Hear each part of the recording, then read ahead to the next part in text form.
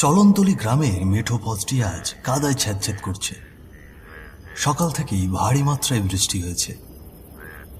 সবেমাত্র বৃষ্টি থামতে না থামতেই চলতে শুরু করেছে গ্রামের গাড়ি ঘোড়া। টকর টকর শব্দ করে এগিয়ে চলেছে গরুর গাড়ি। কেউ সাইকেল নিয়ে যাচ্ছেন তার গন্তব্যস্থলে। উত্তর দিকে রাস্তাটি ধরে 7 কিলোমিটার এগোলেই পাওয়া যাবে চুরুলিয়া গ্রাম। আর সেই গ্রাম থেকেই আজ এসেছিল কিছু লোক মেয়ে দেখতে। মেয়ে বেশ পছন্দ হয়েছে ছেলেপক্ষের। রূপে গুণে লেখাপড়ায় সব দিক থেকেই পারদর্শী। ছেলে মেয়ে দুজনেই রাজি। বিয়ের তারিখ ঠিক করে ছেলেপক্ষের মানুষগুলো দুটি ভ্যান গাড়ি করে ফিরছেন চুরুলিয়া গ্রামে। চলো শুরু করি আজকের মর্মান্তিক একটি হাড় কাঁপানো ঘটনা, বৃষ্টির রাতের বরযাত্রী। 5 জন ছিল দুটি ভ্যানে। একটি ভ্যানে আছে হারান খুঁড়ো, চুরুলিয়া গ্রামের একজন গণ্যমান্য ব্যক্তি। ছেলের বাবা হরিপদ আর ছেলের মামা কেষ্ট। অপর ভ্যানে বসে আছেন ছেলের খুব কাছের বন্ধু বিমল, আর তার পাশে বসে আছেন ছেলে, অর্থাৎ যার জন্য পাত্রী দেখা হলো। নাম সুভাষ। দেখতে শুনতে খারাপ না, রেলে চাকরি করেন। বেতন আনুমানিক 18 থেকে 20,000 টাকা। পাকা কথা যেহেতু হয়েই গেছে, সেহেতু খুশি মনে সকলেই বাড়ি ফিরছেন। ও খুড়ো, ছেলের বউটারে কেমন লাগলো শুনি? কেন রে, ভালো লাগলে কি আমার সঙ্গে বিয়ে দিবি নাকি? হ্যাঁ, তাহলে দে, সুন্দর একখান বউ পামু।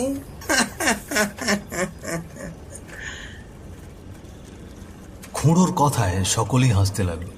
এমন হাসি ঠাট্টার মাঝেই তারা বাড়ি ফিরছিল।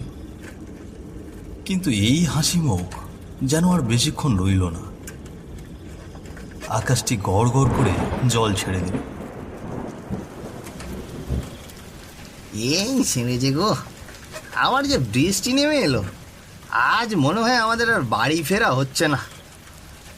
চুপ কর, এসব কুলক্ষণে কথা মুখ দিয়ে ভুলেও বের করবি না। বকা ঝকা বাদ দিয়ে এখন বলো কি করা যায়। এই ভ্যানওয়ালা, ওই যে সামনে একটা হোটেল দেখতে পাচ্ছি, ওখানে এই গাড়িটা থামাও। এভাবে তো আর বাড়ি ফেরা যায় না। বৃষ্টি থামলে তবেই বাড়ির উদ্দেশ্যে রওনা দেব। হ্যাঁ হ্যাঁ, সেই বোধহয় ভালো। ভ্যানওয়ালাটি হোটেলের সামনে গিয়ে ভ্যানটা দাঁড় করালো। সামনের চালককে দেখে পেছনের চালকটিও তার পেছনে দাঁড়িয়ে পড়ল। পুরনো একটি হোটেল, টিনের চালের উপর বড় করে লেখা আছে হরিদার ভাতের হোটেল। এদিকে মুষলধারে বৃষ্টি হচ্ছে। বৃষ্টির বড় বড় ফোঁটা টিনের ওপর টপ টপ করে ঝরছে। কিন্তু আশ্চর্যের বিষয় হলো, হোটেলের এক কোণে বসে আছে এক নারী। মুখে কালো মাস্ক আর পরনে নিশি কালো সালোয়ার কামিজ। মেয়েটি চোখ বড় বড় করে তাকিয়ে রইল তাদের দিকে। ভয় পেও না মা, আমরা চুরুলিয়া গ্রামে ফিরছিলাম। পথে বৃষ্টিতে আটকা পড়েছি, তাই একটু আশ্রয়ের জন্য এসেছি মা।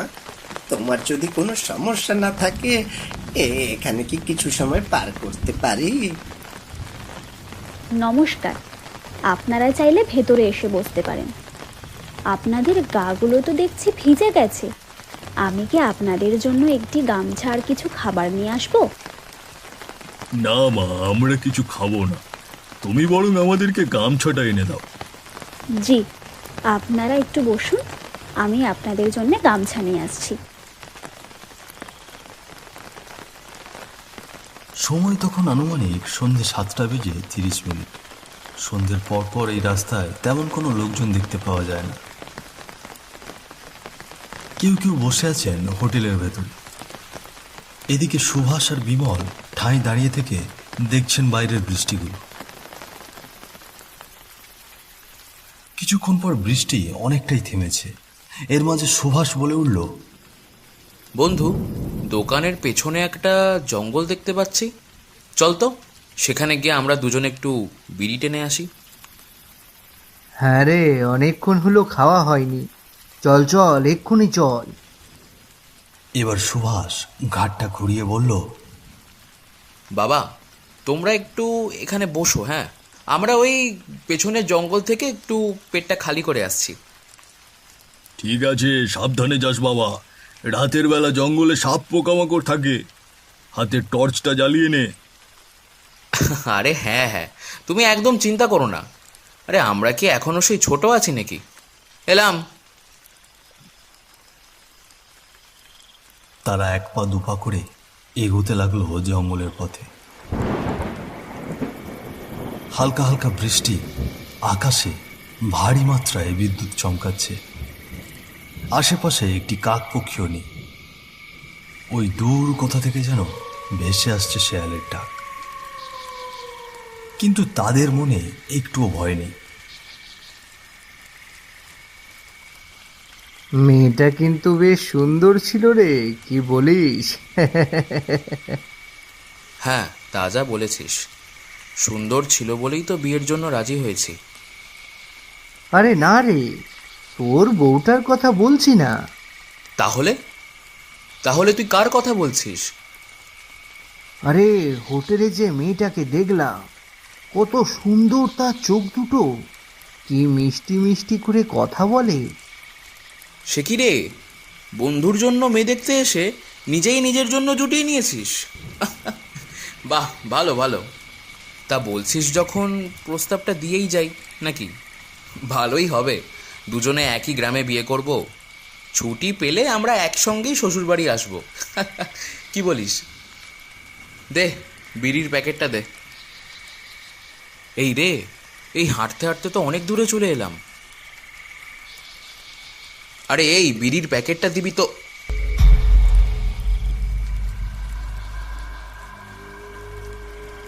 সুভাষ ঘাড় ঘুরিয়ে দেখল তার বন্ধু বিমল তার পাশে নেই। সুভাষ একভাবে দাঁড়িয়ে রইল। বিমল, আরে এই বিমল, এই মজা করিস না। আরে সকলে হোটেলে বসে আছে, মজা করিস না, বিড়িটা টেনে তাড়াতাড়ি যেতে হবে। এই বের হ বলছি, বিমল। সুভাষের কথায় বিমল কিছুতেই সাড়া দিল না। এরপর সুভাষ অনেকবার ডাকাডাকি করেছে, কিন্তু বিমলের কোনো আওয়াজ নেই। সুভাষের মনে খানিকটা ভয় পেতে শুরু করল। সে এদিক ওদিক ছোটাছুটি করে বিমলকে খোঁজাখুঁজি করতে লাগলো, কিন্তু না, বিমল কোথাও নেই। আরে এখানেই তো ছিল, কিন্তু গেল কোথায়? নিশ্চয়ই আমাকে ভয় দেখানোর জন্য হোটেলে চলে গেছে। দাঁড়া, আজ তোর মজা দেখাচ্ছি। এবার সুভাষ আবার হোটেলের উদ্দেশ্যে ফিরতে লাগলেন। তার মনে কেমন এক অদ্ভুত ভয় কাজ করছে। কিছুক্ষণ আগে দুজন ছিল, তাই তখন ভয়টা খুব একটা লাগে। এখন সে একা, তাই ভয়ের মাত্রাও দ্বিগুণ। সুভাষ জঙ্গলের পথ দিয়ে হোটেলে ফিরছিল। হঠাৎ করে তার টর্চের আলোটি পড়ল বিশাল একটি বটগাছের তলায়। সে ভালো করে লক্ষ্য করে দেখল সেখানে কেউ একজন অদ্ভুতভাবে পড়ে আছে। এত রাতে ওখানে কে পড়ে আছে? এই রকম পোশাক তো বিমল পরেছিল। সুভাষ সঙ্গে সঙ্গে বটগাছের তলায় গিয়ে দেখল সেখানে বিমল বেঁকে পড়ে আছে, কিন্তু তার চোখ দুটো শরীর থেকে বের করা, জিভটা সামনে বেরিয়ে এসেছে, গালে বেশ বড় কাটার দাগ, হাত পা যেন মোচড়ানো। দৃশ্যটি দেখার পর সুভাষ নিজেকে সামলে রাখতে পারল না। ভয়ে তার হাত পা কাঁপছে। কোনো কিছু না ভেবে অনেক জোরে সে দৌড়তে লাগলো। সে যেন দৌড়চ্ছে, কিন্তু কিছুতেই হোটেলের কাছে পৌঁছচ্ছে না। গল্প করতে করতে অনেক দূরে চলে এসেছিল নিজের অজান্তেই। একসময় হোটেলের সামনে গিয়ে শুয়ে পড়ল সুভাষ। তাকে দেখে ছুটে এলেন বাকি সকলে। সুভাষ, আরে ও সুভাষ, কি হয়েছে তোর? এমন হাঁপাচ্ছিস কেন? আর বিমল বিমল কোথায় গেল? বাবা, বিমল, বিমলের লাশ পড়ে আছে ওই জঙ্গলে। লাশ? লাশ আসবে কোথা থেকে? তোমরা যাও না, একবার দেখে আসো ওই জঙ্গলে গিয়ে। এই চলো তো গিয়ে দেখে আসি হয়েছেটা কি। এসো এসো সবাই আমার সঙ্গে এসো। আর সুভাষ, ওকে কি এখানে রেখে যাব? আপনারা চিন্তা করবেন না কাকাবাবু, আমি ওনার পাশে আছি, আমি ওনার মাথায় জল ঢালছি। আপনারা যান, আপনারা গিয়ে দেখে আসুন। হ্যাঁ, চলো চলো চলো, সকলে চলো। সকলে লাঠি সোটা নিয়ে বেরিয়ে পড়লেন জঙ্গলের উদ্দেশ্যে। সবার মনে যেন এক অদ্ভুত ভয়, কেউ জানে না সামনে কি হতে চলেছে। সবার মনে শুধু একটাই ভাবনা, বিমল কি সত্যি মারা গেছে নাকি সুভাষ আতঙ্কে এরকম বলছে। কারো মুখে কোনো কথা নেই, সবাই এক মনে চলেছে সামনের দিকে। এদিকে শিয়ালগুলো হুক্কা উহা করে ডাকছে চারিদিক থেকে। আবার শুরু হলো বৃষ্টি। ভয়টা যেন আরো দ্বিগুণ মাত্রায় ছড়িয়ে পড়ল সকলের মনে।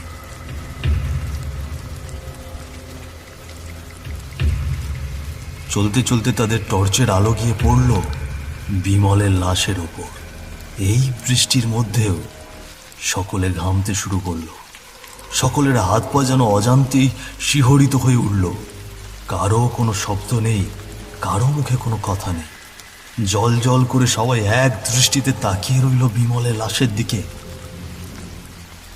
এমন সময় এক অদ্ভুত শব্দ ভেসে এলো তাদের কানে।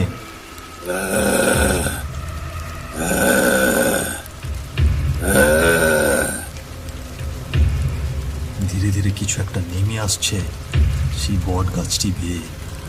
এই যেন মানুষ নয়, কোনো পশুও নয়, অদ্ভুত এক প্রকার চেহারা।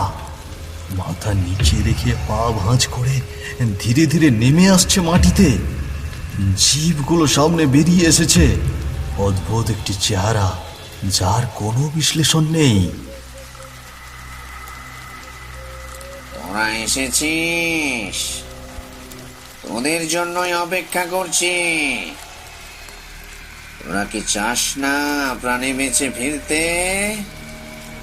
আরে ও কুড়ো, দেখছো কি?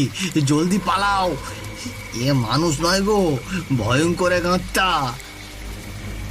ভুলেও পালানোর চেষ্টা করিস না,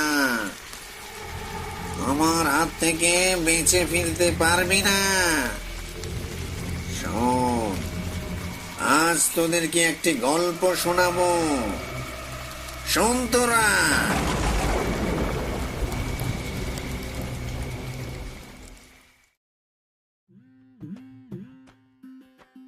আমি এই গ্রামের একজন দুধ বিক্রেতা। প্রতিদিন বাড়ি বাড়ি থেকে দুধ সংগ্রহ করে বিভিন্ন হোটেল বা শহরে দিয়ে আসতাম। আমাদের এই গ্রামেরই একটি হোটেল হরির হোটেল। হরি মারা যাবার পর শত কষ্ট অভিমান বুকে নিয়ে এই হোটেলটি চালাচ্ছিলেন তার মেয়ে মায়াবতী। তার রূপ এবং গুণে মানুষ তাকে মায়াবতী নামে ডাকত। বাড়িতে একমাত্র ছোট ভাই।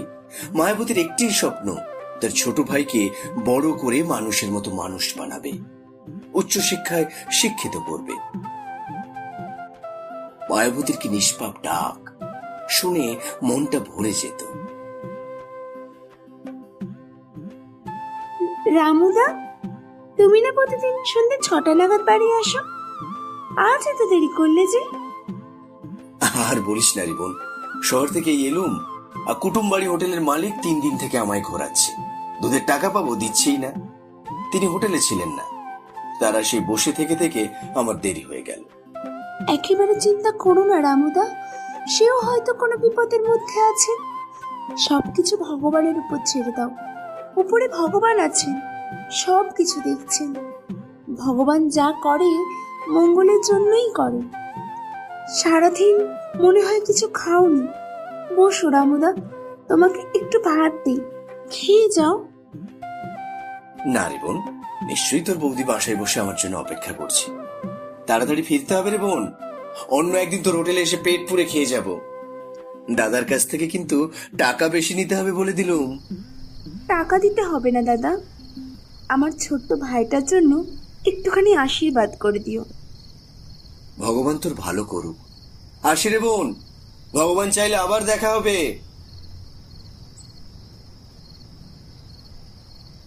এইভাবে দুদিন কেটে গেল। সময় তখন আনুমানিক সন্ধ্যে 6টা। সেদিনও শহর থেকে ফিরতে আমার একটু দেরি হয়ে যায়। মায়াবতীর হোটেলে এসে দেখি মায়াবতীর হোটেলটি বন্ধ।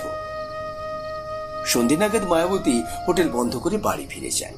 তাই আমি আর তেমন কিছু না ভেবে আমার বাড়ির পথে রওনা দিলাম।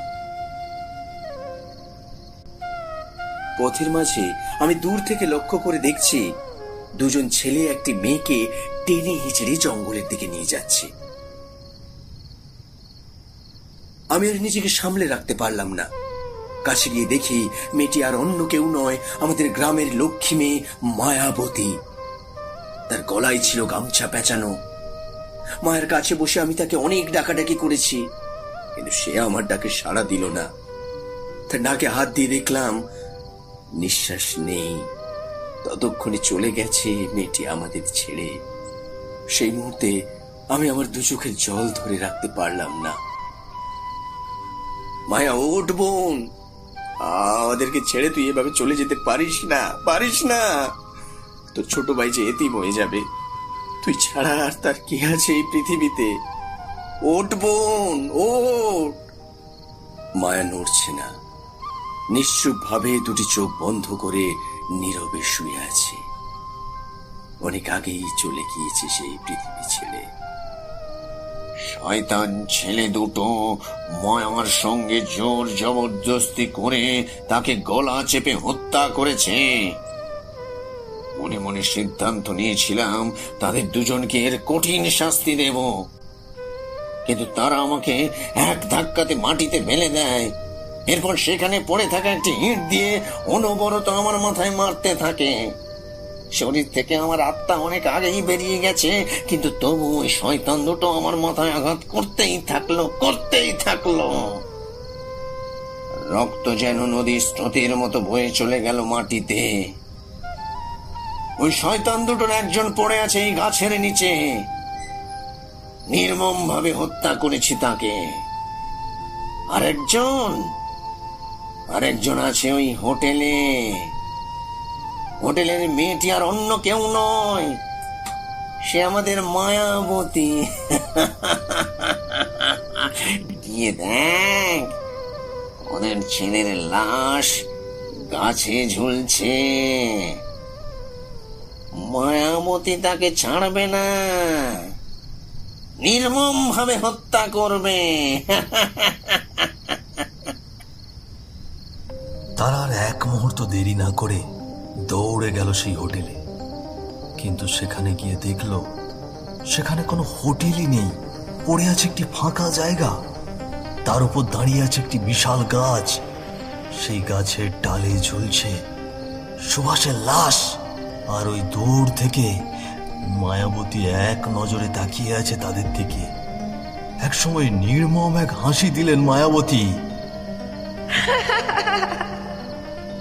আজ আমার প্রতিশোধ নেওয়া শেষ। এখন আমি মুক্ত আমি। ভগবান তোমাকে স্বর্গবাসী করুক মা।